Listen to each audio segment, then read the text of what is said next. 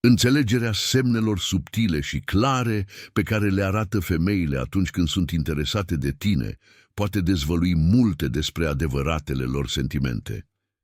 Adesea, acțiunile vorbesc mai tare decât cuvintele, iar atenția acestor comportamente te poate ajuta să-i descifrezi intențiile. În acest videoclip vom explora lucrurile cheie pe care femeile tind să le facă atunci când sunt atrase de cineva. De la modul în care interacționează cu tine până la gesturile mici pe care le fac, aceste indicii pot oferi informații valoroase. Așadar, rămâi până la sfârșitul videoclipului, în timp ce analizăm unele dintre cele mai grăitoare semne pe care nu vei dori să le ratezi. Să ne scufundăm. 1. Contactul vizual intens, ochii mint rar, mai ales când cineva este atras de tine. Dacă o femeie este atrasă fizic de tine, privirea ei poate persista, simțindu-se mai intensă și mai deliberată. Ai putea să-i surprinzi ochii trecând de la ai tăi la buzele tale sau chiar scanând alte părți ale feței și corpului tău. Acest tip de privire nu este ocazional, este intenționat. Imaginează-ți că stai în fața ei la cină. În timp ce vorbești, observi că ea îți scanează subtil fața sau umerii, apoi își închide din nou ochii. Este ea care te admiră în tăcere, un semn clar de atracție fizică. Al doilea, zâmbetul autentic. Un zâmbet poate spune mai mult decât cuvintele, mai ales unul autentic, sincer. Cunoscut sub numele de zâmbetul duen, acesta iluminează atât ochii cât și gura, semnalând fericirea reală. Dacă este cu adevărat interesată, acest zâmbet apare adesea fără ca ea să-și dea seama. De exemplu, când o faci să râdă, ochii ei sclipesc, iar zâmbetul ei radiază căldură. Este un indicator clar că se simte confortabil și conectat cu tine. A treia atingere a gâtului sau a claviculei ei pot sugera că îți place.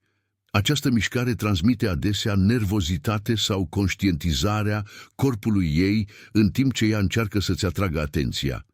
Imaginați-vă că discutați cu ea și ea își perie ușor degetele de-a lungul claviculei sau se joacă cu părul. Aceste acțiuni semnalează subtil atracție și dorință de conectare. 4. Limbajul trupului flirty. Când o femeie te place, corpul ei se înclină în mod natural spre tine. Ea ar putea să-și încline capul, să-și ridice sprâncenele sau să-și ajusteze postura pentru a-și arăta forma. De exemplu, în timpul unei conversații, ea se poate apleca mai aproape, face contact vizual și zâmbește în timp ce își înclină ușor capul. Aceste indicii non-verbale reflectă interesul ei și efortul ei subconștient de a crea o conexiune. A cincea întâlnire frecventă, contactul fizic, poate spune multe despre sentimentele ei. Dacă este interesată, va găsi motive să te atingă, cum ar fi un ghiont jucăuș, o atingere ușoară pe brațul tău sau sprijinindu-și mâna pe a ta în timpul unei conversații. Aceste gesturi aparent mici construiesc intimitate și arată că se simte în largul tău cu tine. 6. Stând aproape, închiderea distanței fizice dintre voi este un semn puternic de interes. Fie că se aplecă în timp ce vorbești sau că alege un loc lângă tine într-un cadru de grup, ea semnalează că îi place prezența ta și se simte în siguranță în preajma ta.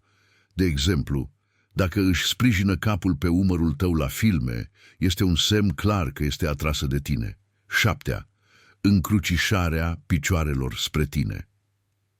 Felul în care își poziționează corpul poate indica atracție.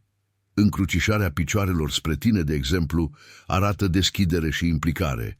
Este un mod subconștient de a se alinia cu tine și de a semnala confort. 8. Buze ușor întrerupte. Acest gest subtil indică adesea atracție. Când cineva este captivat, buzele lui se pot deschide ușor, reflectând interesul și concentrarea. Dacă te ascultă cu atenție, cu buzele ușor întredeschise, este un semn non-verbal că i-ai captat atenția. 9.